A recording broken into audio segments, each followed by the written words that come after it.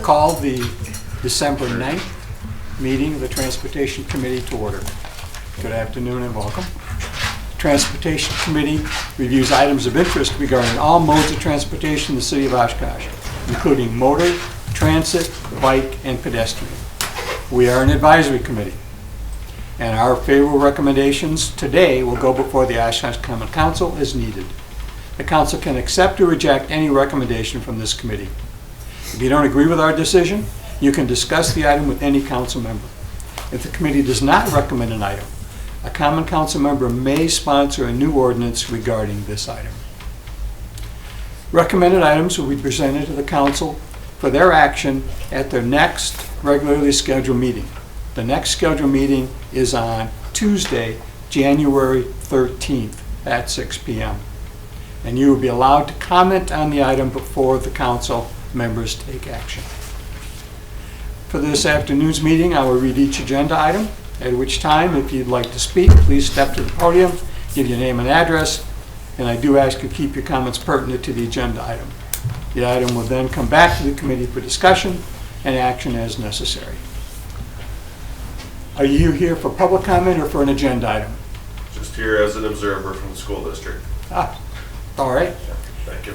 So with that, call the roll. Merritt? Here. Hartman? Here. Lynch? Here. Larson? Here. Martin? Here. Okay. First agenda item is the approval of minutes from our November meeting. Could I have a motion to approve those, please? I have a correction. Okay, please. In the staff statements, the second one where Jim talks about the 4th and 5th Avenue, New Michigan, you have the word email is spelled wrong in there. Okay. But that's the only thing, nothing, Okay. no information. So then you would like to, you'd like to move it with that correction? Yes, I'd like to accept the minutes with the correction. Okay. Do we have a second on that, please? Second. Second. Call the roll, please. Merritt? Aye. Hartman? Aye. Lynch? Aye. Larson? Aye. Martin? Okay. You can just. Oh, aye. For old business, request for two-way stops at Mason Street and 6th. Can we have a motion on that and a second so we can discuss it? So moved. Second. Okay. All right, this is a follow-up from the last meeting. Chris is new to the committee, so he wasn't here, but I think these are pretty straightforward. Basically, when the school district redoes the Franklin site, there's going to be a driveway that exits right here. So this would add a stop control to West 6th Street right here. So West 6th Street then would stop for Mason. And it's already, there's already a pretty busy crossing here as well, so it makes sense. And I debated, we talked a little bit about the last meeting, whether we were going to hold off but I think we should just get it through now because, as we know, we're going to have a new council and we have new committee members, and I think it gets too confusing if we hold off and then we got a whole new deciding body. So that is this request. Okay. Any discussion? Any issues with that? I know we had that conversation last meeting and we understood the basic issues there, so. All right, ready to vote? Call the roll, please. Merritt? Aye. Hartman? Aye. Lynch? Aye. Larson? Aye. Martin? Aye. Second item, request for a two-way yield controlled intersection at Reichow and West 6th. Yeah, so this is the same thing. It's also from that Franklin traffic impact analysis that the school district had done. And they're recommending a yield condition here where 6 would yield to Reichow based on the anticipated heavier volume of traffic on Reichow once they get their improvements done. Do we have a motion to approve? Do we have a motion on that? Not yet. I don't think it's open yet. We need a motion then. So moved. Second. All right. Any discussion on this? Director Collins, not having been here before, is there a reason this yield instead of stop? Just out of curiosity? I'm assuming because there wasn't enough volume to justify the stop. Got it. Because that sixth on here on the, get my bearings, but basically going west, it's a dead end street. Oh, it's further, yeah, I got it. I thought it was for the other direction than it was. No, yeah, so Appreciate six. you. Thank yep, you. 6 would yield to right. Yep. Yeah, it Now I doesn't, understand. it doesn't sixth, when Yeah. it looking at crosses the- when it crosses Ryko, that goes into like a cul-de-sac, Yep. isn't Yep. it? So it has no, there's I was no in the wrong through spot. I'm traffic sorry. there, Yeah. or very little through traffic. All right, Yeah. ready to vote? Call the roll, please. Merritt, Aye. Hartman, Aye. Lynch, Aye. Larson. Aye. All right. New business. Request to remove the parking restrictions on parts of Central Street, New York Avenue, Tennessee. And while we have this as one overall item, I guess I think we should do each one separately in case something comes up, because if something comes up, then the whole thing would get defeated, although you wanted 2 of the 3 done. So I think we should do them separately. And it shouldn't take us any longer, but Yeah, that's fine. Is it when yes, from this standpoint, that's fine, but if all 3 get approved when I take it to council, it's easier just to do one ordinance than doing 3, but yeah, for these purposes though, if it gets separated, that's fine. okay. So do we have a motion on the Central Street, remove parking on the west side from Custer to Nevada, and no parking east side from Tennessee to Custer? So moved. Second. Jim, I went down that street, and it seemed narrow to me in that if we allowed parking on both sides, I was concerned, is that going to make it difficult for emergency vehicles to get down that street?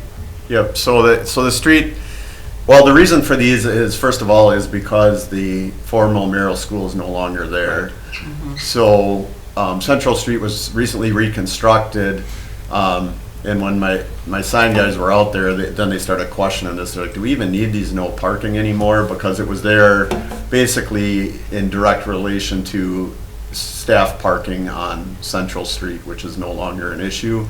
So right now it kind of alternates. There's no parking on the east side, and then there was a loading zone here, and then once you get down closer to Nevada, then the no parking switched to the other side. But to answer your question, it's a one-way street that's 28 feet wide, so there is not heavy parking demand there now. So even if you had cars parked on both sides, that would be 9 feet, so that'd be 18 feet, so it'd still allow 12 feet, which is a travel lane, so it shouldn't be an issue. And then what I recommended is, we can monitor it, and then if we need to look at it again in the future, we can. But being as that's that open green space athletic field, I don't know how busy it's going to be. However, again, if there's parking on that street, I don't think it'll be an issue. Okay, just an observation, so thank you for the answer, I appreciate that. Yeah. Any other item, any other discussion on this? Call the roll, please. Merritt, Aye. Hartman, Aye. Lynch, Aye. Larson. Aye. All right, item number 2. Someone move to no parking south side, remove no parking south side from Merrill Street west of distance of 50 feet. That was bus stop got relocated. So can we have a motion on that? So moved. Second.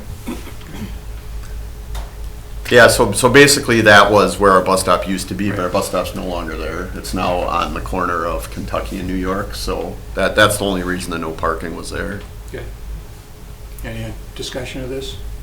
All right, call the roll, please. Merritt, Aye. Hartman. Aye. Lynch, Aye. Larson. Aye. Martin. Oh, you. Isn't Martin, doesn't she Oh, get I'm sorry. Yeah. the last That's item correct. also?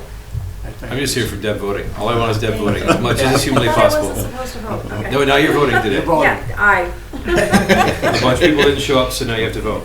I still defer my position to you, but I'm currently not allowed.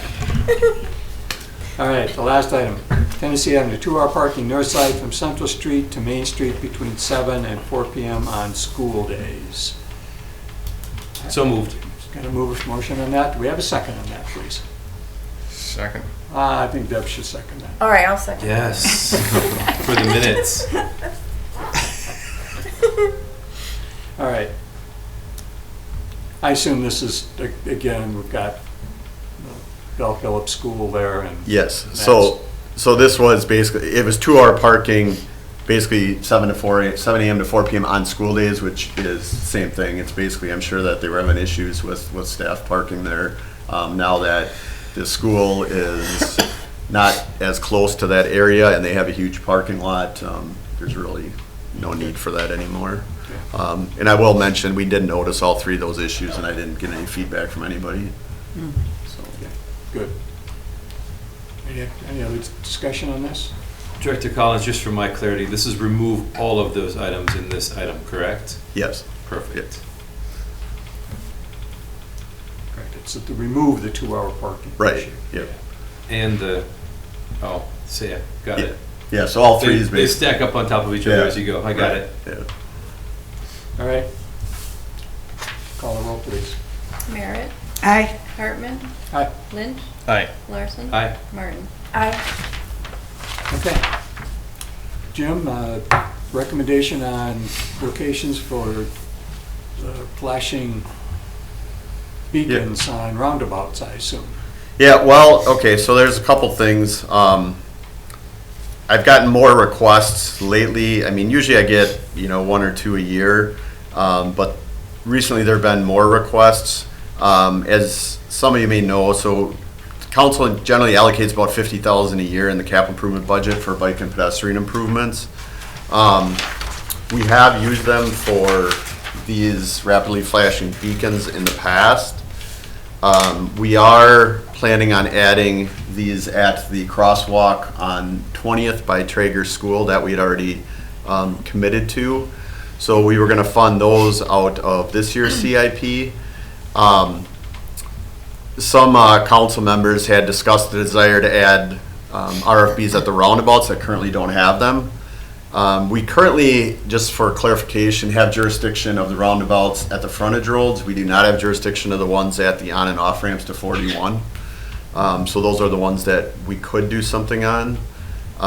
So we currently have RFBs at 9th in Kohler and 9th in Washburn. Therefore, if we were going to do another set of roundabouts, I would recommend Witzel. There have been a couple incidents there that were also used as justification for the pedestrian bridge.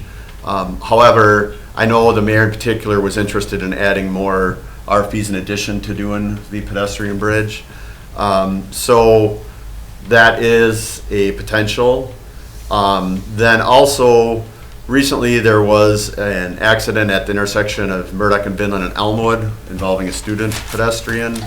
I know that, well, actually, Brian and I and some other people, one at the county health department had an advocacy group that we attended that was interested in some of these incidents. And there was discussion about maybe adding these flashing beacons at that crosswalk. That would maybe make some sense as well. That's a more busy street with a crosswalk. In this instance, there was a tow truck driver that was turning left from Vinland onto Murdoch, and the pedestrian was in the crosswalk with vehicles stopped. So I don't know exactly. The report wasn't final on exactly what happened, but so would flashing beacons prevent that? I don't know. Would it help? Possibly, hopefully. So the same thing with the roundabouts. I think the RFBs are a good idea and they hopefully increase awareness. I mean, they're not an end-all be-all for all incidents, but they are, in my opinion, probably more effective at the single crossings. However, they also can be effective at roundabouts as well. The roundabouts are a little more difficult, as we've discussed over the past, just because you have potential for pedestrians, bikes coming from both directions, whereas you're looking more to the left. That's part of the reason that we're doing that pedestrian bridge, but it's not a bad idea to add these, and we do have funding available. The question is, as we look at funding these, what does the committee think about adding them at roundabouts and adding them at Elmwood and Vinland? Obviously, if we could do them all, we would, but what is a priority? So the cost is approximately $24,000 for a single crossing and $40,000 for a roundabout. So if we did both roundabouts on Witzel, that would be about $80,000. And then if we did the one on Elmwood, that would be about $24,000. So I have to look and see where we're at budget-wise, but I'm just kind of looking for a priority. What does the committee feel like a priority order would be for those three in particular, or any other areas that you might be interested in? I would urge us to prioritize the ones that most affect students walking to and from school. So, for instance, Vinland, for sure, but even over the other roundabouts, looking at other strategic places that students are crossing, and probably the police department or the schools would know which ones, whatever money we have, prioritize it for that, the safety of our kids. Jim, is there one at, for example, Smith and Jackson currently? That's a good question. Actually, there do is what I there are not these rectangular rapidly flashing beacons, but there is a pedestrian Something, right? signal Yep. that flashes.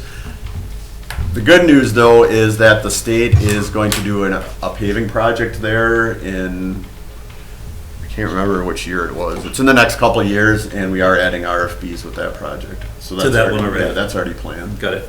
Yeah. I would echo what Deb said, that the Vinland one is important for that reason. I mean, the accident is awful. As a motorcyclist, I can tell you that's one of my least favorite intersections in the entire city. I don't know why, but people don't look when they're turning on the word out from either direction because there's 3 different places, right? So that one's just awful in general. My opinion would be ask for all of them, and at the same time, ask the county to do their roundabouts as well. So you're gonna do yours and then put a petition in saying, we're doing these, you gotta do those, here's why we're doing it.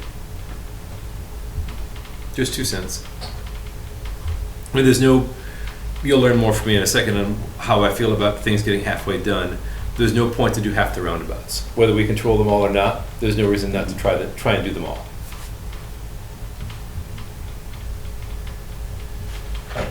Other comments?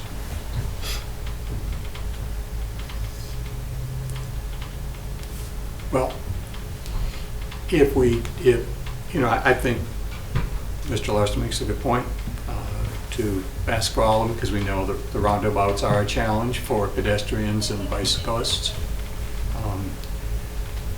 If we do that, do we also prioritize? I mean, we start with the ones for the school first. Yeah. And then that's our bucket 1, and our bucket 2 is all the roundabouts. But we don't prioritize within the buckets. So the Vinland one is one intersection. Yes. My question is, are there other intersections that would be beneficial to our students that aren't listed here yet because there hasn't been an accident. We want to avoid accident. So if we only have, say, $100,000, maybe we do the roundabouts, but first can we please look at, are there other intersections that money would be better spent for the safety of the students? And people riding bikes, we got people that need to do that too, to get to work and various things. If it would take too long, I don't know, but I think principals at the school district would have probably some priority choice, and then we could decide them. Maybe there's 6 of them, maybe there's 4, I don't know. Then we could maybe put a priority to it, as Sure. opposed to the roundabout. Not that I don't want to do the roundabouts, but if we have a limited bucket, maybe the roundabouts wait a year. Director Collins, is there a limited bucket to that question? Yes. So the council, like I said, they allocate $50,000 a year. So if we My recommendation would be that, we already committed to 20th, so we're gonna do that. Then, so that's 24,000. Then if we do Vinland, that's 24, so that's 48. And then the reason I'm recommending the roundabouts on Witzel is because I do know that there is pedestrian and bike activity, and those are more used than some of the other ones, and those we can control. We can ask the state to do the other ones, but we can't control that. They might not. But I know that those are higher use than the ones, say, on 21. I don't really see a lot of bikes and pedestrians on that one just because it's so busy. I mean, it's busy enough for vehicles, but, so I have to see how much is left in that bucket from this year, but ideally, we'd be able to do those four in the next year and a half. And then I think that would be a good balance too, because that would be 2 of the school crossings, and it would be get another set of roundabouts done. And in the meanwhile, I can talk to the state about possibly doing the 2 off the interstate on 9th. Those would be the other 2, because then you would have all 4 on 9th and the 2 on Witzel, and I think those are the most concerning. As far as the schools go, I think this would be a good balance, because like I said, I know the mayor and some council members are interested in making sure we do those roundabouts, and it would, so it'd be 2 of them would be going to help students, and 2 of them would be going to help, at roundabouts, and then see how that goes. I'm not aware of any other requests for ones that have heavy student volume. We do have, I believe, flashers at most of the heavier crossings for school, or RFBs. Usually we do one or the other. I mean, the newer ones all have the RFBs, the older ones have the flashers, so I guess that's what I would recommend. Well, and maybe another reason to not do more of the schools right now is we know there's going to be a change in traffic patterns when Franklin gets done, because my understanding is that a number of that is at Roosevelt. So there's going to be more traffic from there toward Franklin. I've gone down 9th when Franklin is, taking students are getting out, and that's a lot of students travel from the, whatever that subdivision is there, I've forgotten. So I think waiting until we see what happens with traffic patterns with the change in Franklin, because we may need some things to help that traffic. And we don't know what that is yet. But we do, because we know where students live. So we kind of know where they're going now, but we know where they're going to be, where they live now to where the new school's going to be. So if there's some plan in place for in a year or 2 of when that school does get bigger or the new school opens, we do have an idea. So that should be at least in the plan ahead of time. I don't think we so much need to wait till it's actually open, but to have it ready for when they come. Which I guess to that point, the one on 20th is a result of the traffic impact analysis that was done for Traeger. So additionally, we just had a traffic impact analysis done for Franklin. So I think those recommendations were taken into account with the new schools. Bell Phillips, for instance, we do have the RFBs on Jackson and Congress. Those were a result of that traffic impact analysis. So I do think there's already been some planning and foresight into those things, but Maybe this is a good place to start as well, just so let the school district know and let the police department know that this board is willing to talk about that, and we want to learn where they want them going forward. So even just starting this conversation is a good way to get that information to the people who will tell us what they need afterwards. Did you have something, sir? Yeah, I was just going to mention, so typically the police department staffs crossing guards at elementary schools and elementary schools only. We don't staff them at middle schools or high schools because the assumption is at that age they're able to kind of figure that out.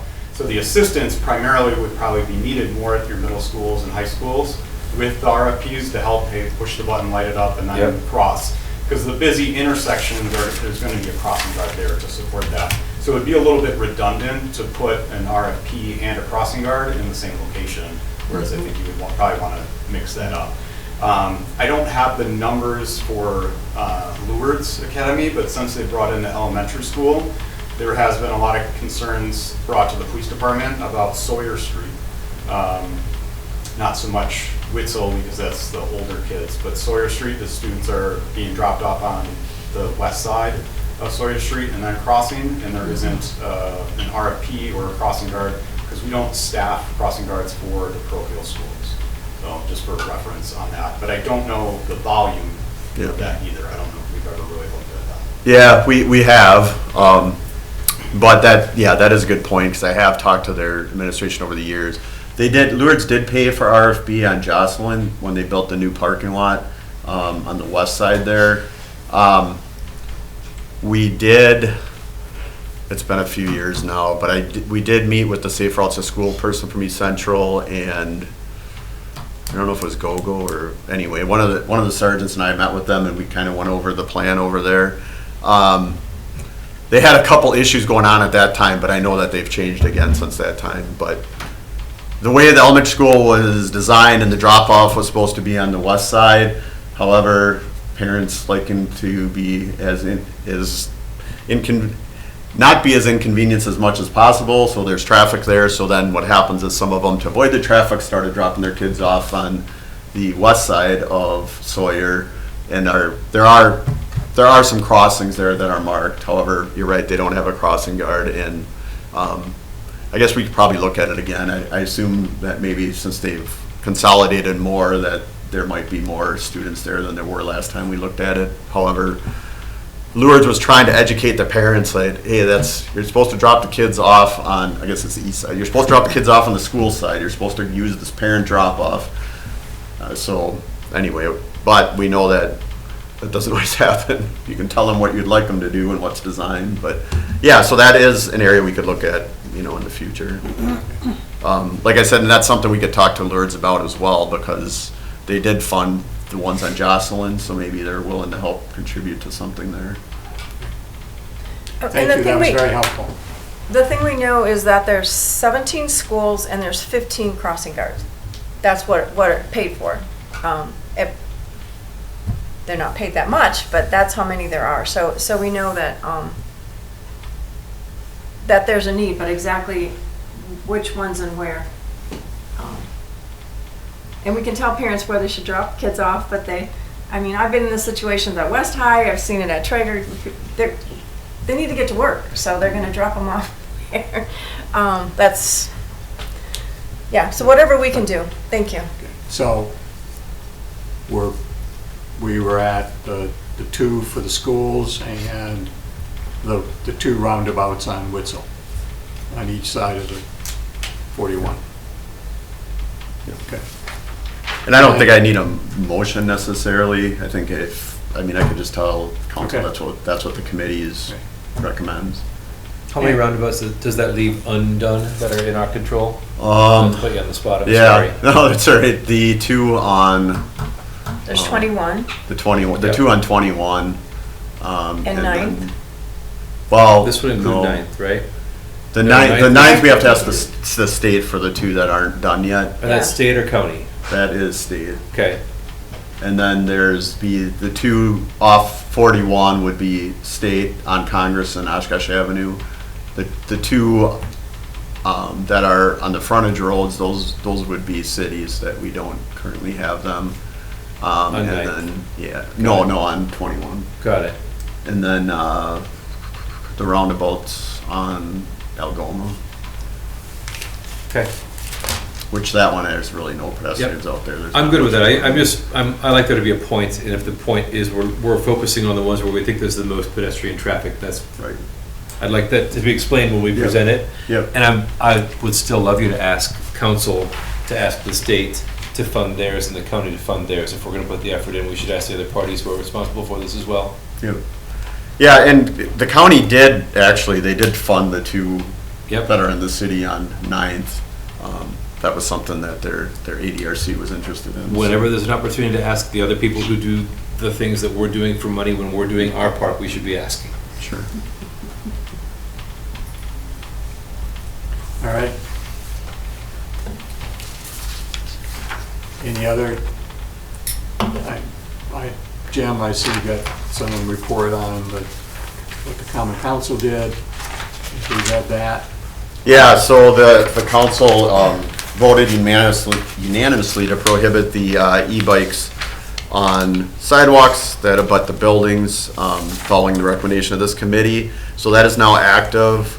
I know the city manager has written the state asking them to differentiate e-bikes from pedal bikes so that in the future, if we choose to, we can regulate those differently. And that's similar to, I think the state just needs to catch up because they did e-scooters and they regulate those different than regular scooters. But I know the Oshkosh Police Department's working on an educational campaign. I mean, obviously now is not biking weather necessarily, however. Hey, no. Come on, Jim. Except for Sean. I was just out the other night. Put it on the TV. I'll be going out when it snows tonight too. But there are, so anyway, we're working on educating that, and what we are going to do in the spring is other cities such as Fond du Lac, Appleton, I've seen them in Rochester, Minnesota, they have actually stickers on the sidewalk that say walk your wheels pedestrian zone. So we're gonna look at installing some of those on Main Street, as well as Oregon on the south side of the river, and then we'll see how that goes. I have talked to Fond du Lac and they said they've worked really well. They didn't think they were gonna last very long, but they said about 2 years. So talking to the city manager, what we're gonna do is we'll install those in the spring and we'll see how that goes. If it's successful and we think that's something we want to do more permanently, then we can actually stencil them and paint them on the sidewalk, which will last longer. But that'll at least make people aware. Great idea. So. Just for clarification, I keep hearing different people word this differently. It's not just e-bikes that were. No. Right. Okay, No. good. I just want Yep. to make It's sure. all bicycles on sidewalks where buildings abut the sidewalk. Basically, what we're trying to prevent is just that the conflict between the bike and people coming in and out of businesses, mostly. Jim, I have a couple of questions. I don't want to. I don't know how the meeting flow usually goes here, so I don't want to interrupt where we're going with this. This may turn into future agenda item, which is next, Chair Hartman, anyway. That's where I was going next. But I wanted to clarify to the e-bike thing, not that I know anything about it or have heard anything about it or had anything to do with it, just saying. When that request initially came through from council, there was some reason to discuss the way we typically regulate scooters, be they e or otherwise. And that never got here, right? We didn't have that discussion? So, Well, yes, not currently. We did have it about a few years ago. 2 years ago. Correct. Yeah. So, point being, we spent a lot of time, and it was really good time, regulating the safety of bicycles in pedestrians where they might meet each other.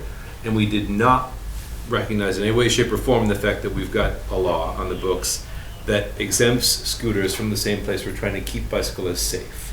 Does that make sense? So this committee and council said explicitly bicycles are allowed in areas where it might be dangerous for them to be in the road. We still have a law on the books that says scooters are only allowed in the road, period, end of story. That doesn't work very well for safety of pedestrian and bike people. And my hopes were, when I brought it up in the first place, that council will address that point and bring that to you guys so you could address that point, and that never happened. So I think it's a little bit frightening to me that we have explicit rules saying Sean can bike in a roundabout because it's not safe to not be on the sidewalk in a roundabout, but if Sean wants to take his e-scooter, which I've seen him ride all the time, he has to ride that in the road on the roundabout. That's the law, and that's silly. Yeah, well, I don't know. That's something this committee could consider. However, last time we considered it, that's what the consent was, that, and it was mostly because of e-scooters. Scooter rental companies, yes. Well, and so e-scooters, so currently they are prohibited in bike lanes, or excuse me, e-scooters are only allowed in bike lanes or on roads that are 25 miles an hour or less. Correct. Is the current ordinance. But at that time, that's what this committee and council decided, and I think Al might remember, but the reasoning for that at that time was basically we wanted to separate e-scooters from regular scooters. Mm-hmm. So I think the difference being, I mean, it's definitely something we can address again, but the difference being is that bikes are currently lumped together. Bikes and e-bikes have to be regulated the same, whereas e-scooters can be regulated different than Sure. different scooters. We will never, in all honesty, we will never get to the point where we can technically regulate e-bikes differently than pedal bikes. I know that everyone would like to do it at the state level. Until you can implement a licensing and insurance part for them, that's not going to happen because the police department can't tell which is an e-bike or a pedal bike based on the fact that they have pedals and wheels. My point is just that it's frightening to me that we are explicitly saying your scooter has to be on the road, but if you feel unsafe on the road, here are the spots you can put your bike on the sidewalk. That's nonsense. And the only reason that happened in the first place was because Miss Hanson at the time didn't like e-scooter rental companies because we were afraid they were going to get littered all over town. And it's a problem. But council at that time implemented a policy to prevent rental scooter companies from coming. And the way they prevented that was saying you can only ride them on the road so that you can't do that here. The language that also, hi Carl, I'm talking about you. The language that also needs to get cleaned up in there is it reads as if, and council got emails about it at the time, that you can't take a mobility scooter on the sidewalk next to a building now. That was intended to mean Segway, which the right way to phrase Segway wasn't that. But there was a Segway rental company that was trying to open in Oshkosh and we didn't want them here either. So we put a law in the books that said Segways can't ride on the sidewalk. Neither of those things make any sense if you're going to go through the trouble of differentiate bicycles and their safety and where you can ride them, because we don't want to encourage people to be unsafe just because they ride a scooter. No offense, Sean. So it's a long speech for a first meeting on a future agenda item, but that one, it irks me, and I don't like the differentiate. There's no reason to differentiate between an e-scooter or a bike or an e-bike if you're talking about pedestrian safety. Understood. I can put it on a future agenda if Sure. you guys are interested. Yeah. It's also pretty easy to fix, because all you do is take the ordinance that we just changed with bikes and include scooters in it. It's like a one-sentence ad, which could have been done when we did the last thing, it just didn't get done. Any other future agenda items?